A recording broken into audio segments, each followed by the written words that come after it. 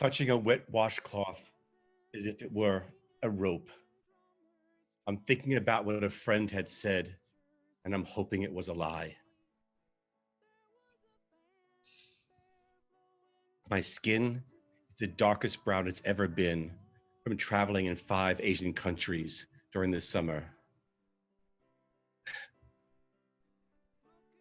I'm thinking about what a friend had said, and I was hoping it was a lie.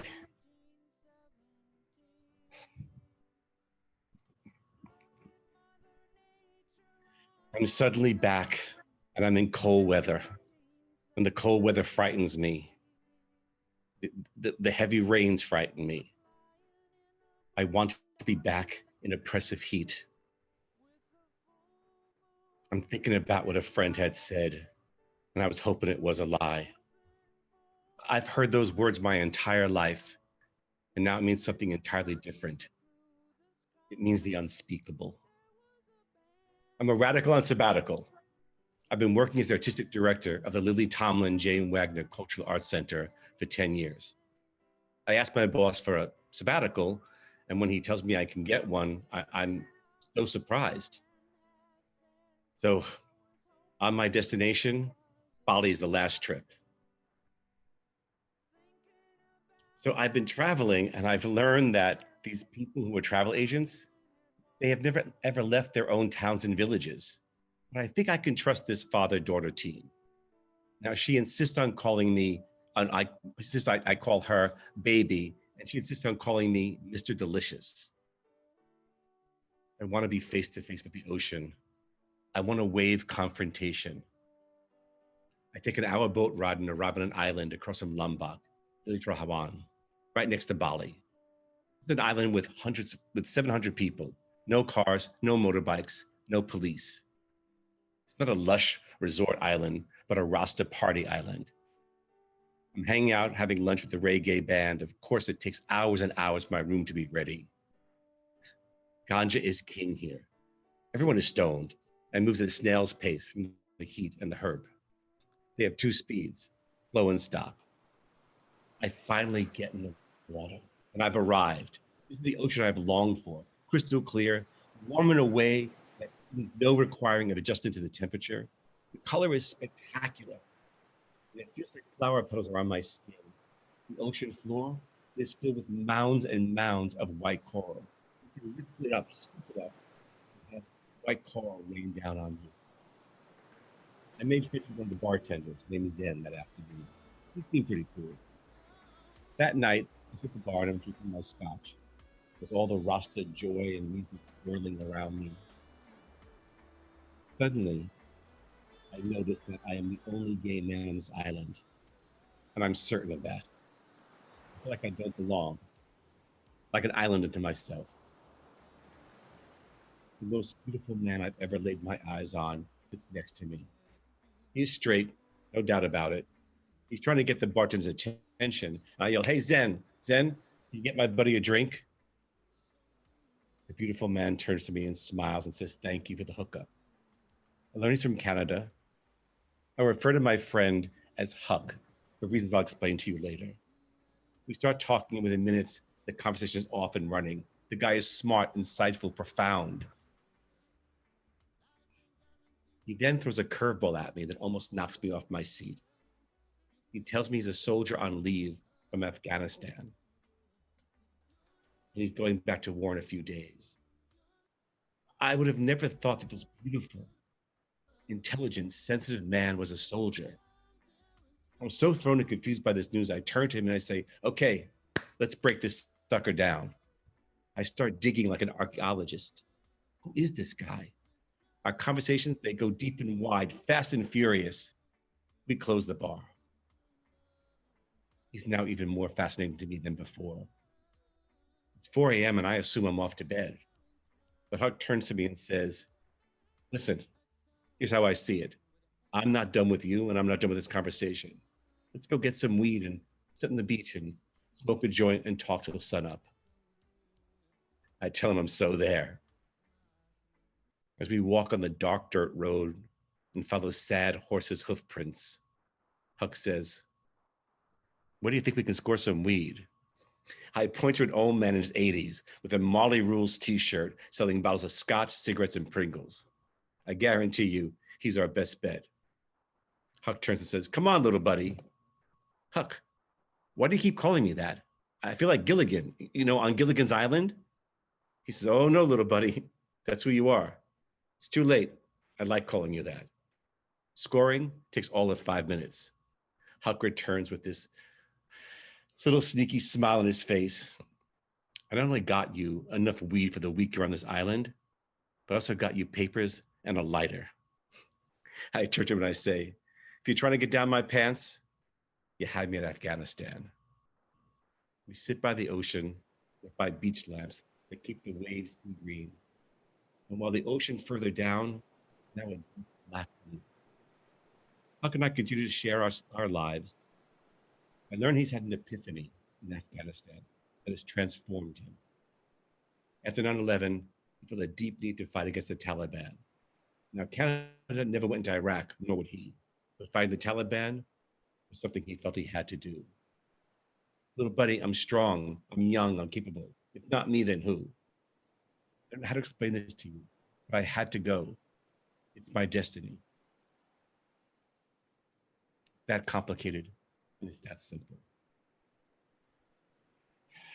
I don't know if I agree with him, but all I do know is I want him to be safe. Now he sees how wrong the war is. Huck explains that we will never, ever build the army this country needs. Give up a deep affection for the Afghanistan children and no longer thinks it's right to kill anyone. He's hoping for a replacement assignment where he could leave combat and become a search and rescue expert for the Canadian Army. Every now and then, I just burst out, "God, you're beautiful." He lowers his head, blushes, and says, "Thanks." And in return, "God, you are so great." He knows I'm not coming on to him, clearly way beyond that. Neither one of us has no idea how we ended up on this island. We were never supposed to be here. We didn't know it even existed, not on either of our trajectories. Our conversation just glides from one thought to another. I'll show him LA, he will show me Canada. Talk about books, his girlfriends, my boyfriends, the demise of the Bush administration, the hope of Obama saving lives and living lives. He wants me to help him read books again. While we talk the night into the day, the full moon stares us down. As we say goodnight, he tells me he'll be getting a really enormous tattoo tomorrow. He asked me if I could stop by the tattoo shack, the one with the huge orange hammock on the front porch. The next day around noon, I race to the tattoo shack. I want to be with Huck. My feet can't get me there fast enough. Yet I'm baffled by this intense urgency.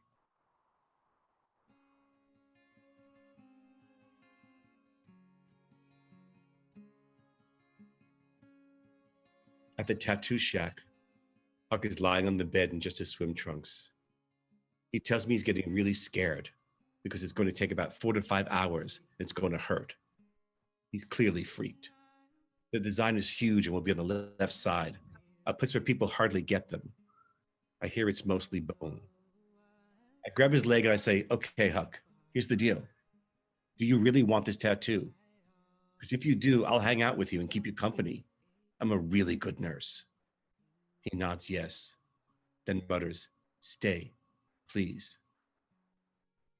I make a quick dash to my bungalow and I get him some pills that will help him sleep. I make sure he drinks lots of water. I buy him Pringles. They are everywhere. I buy a fifth of scotch, tell him funny stories, put cold towels on his forehead. Basically make sure he's okay, documenting the ordeal with my camera. The tattoo, it's of a devil-looking serpent coming out of the ocean. The image gives me chills. As the serpent with its swords rises, a huge splash of water hits the air. The other half is some sort of angel figure carrying a torch of glowing light. He told me it's his personal reckoning of the good and evil inside him. The never-ending reminder that he chose to kill. Later over lunch, I interview him for a short story I plan to write about him. I ask him for examples from combat where he had to be that still or it would have cost him his life. He tells me not long ago he was searching a burnt out basement for weapons. He heard footsteps above and he hit the basement floor. As he was lying there, he knew if anyone heard him, he would be dead. It was a soldier's strength, the determination that I witnessed during those 4 hours while I was getting that tattoo. It was staggering. I learned once again that the will of the human spirit is indomitable. He turns to me and says, "You're a lifesaver. Do you realize that? You're saving my life, little buddy. Do you get that?" I say, "Oh, Huck, come on. Saving lives? Isn't that what we talked about last night? Isn't that what this new friendship is about? You went into war to kill, and you had your epiphany that you're here now to save lives." I tell him about John Irving's novel, A Prayer for Owen Meany. It's one of my favorite books, and I've reread it on this journey. I explain it's a book about the Vietnam War, God, the act of killing, and destiny. I think it's a really important book for him to read. I know it's going to speak to him, and I'm going to give him my copy. He told me the night before that he thinks one of the reasons we met was so I can help him read novels again. I'm at a cafe on the dock.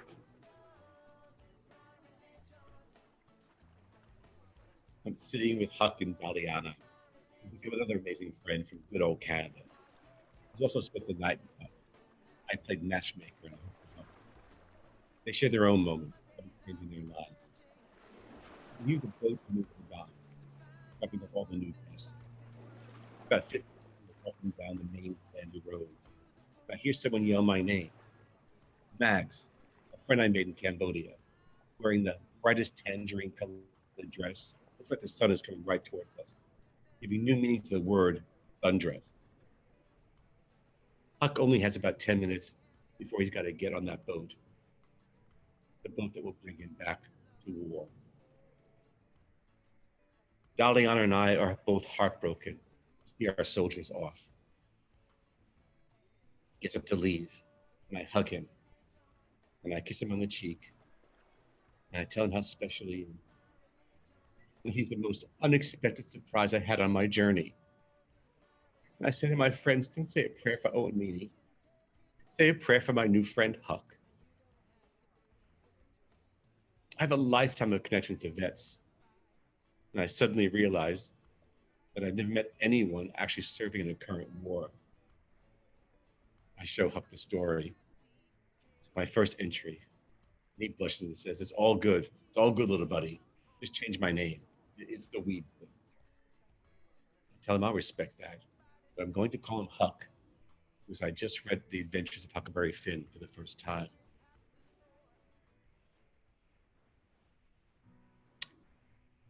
I'm back in Los Angeles. And after 3 months of being away, I could be walking on the moon. Lorraine, my oldest and dearest friend, comes to visit me. She's a tough, smart, gorgeous Italian woman. I regale her with stories about the magic that happened on my trip, and I go on and on and on about Huck. I tell her she's going to die when she meets him.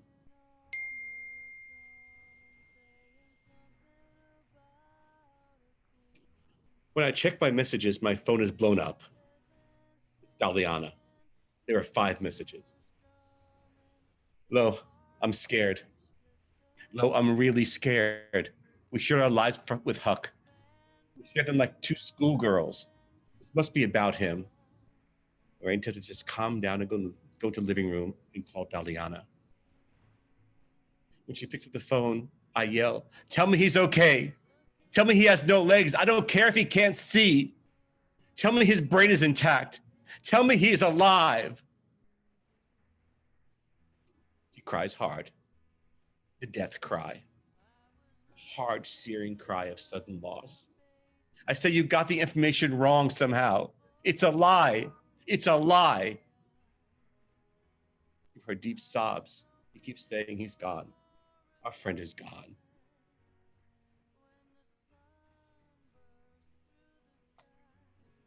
My friend was killed by a roadside bomb. term almost seems friendly, doesn't it? Roadside. Seems so harmless.